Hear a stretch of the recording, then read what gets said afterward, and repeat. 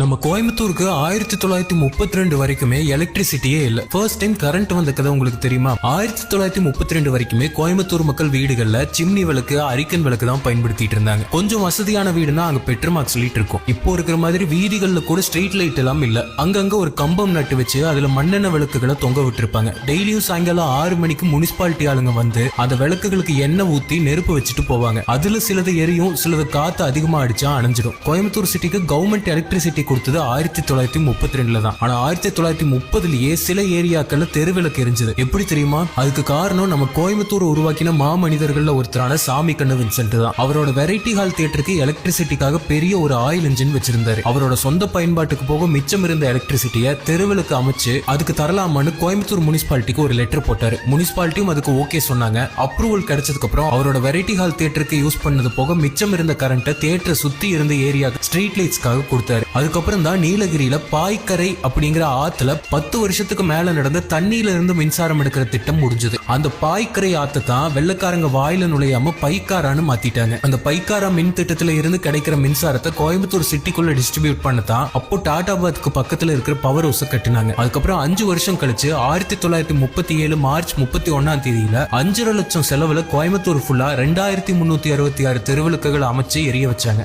1947 நம்ம இந்தியாவுக்கு சுதந்திரம் கிடைச்சப்போ நைட்டு கோயம்புத்தூர் சிட்டில மட்டும் 4667 தெருவிளக்கு பிரகாசமா எரிஞ்சிட்டு இருந்தது.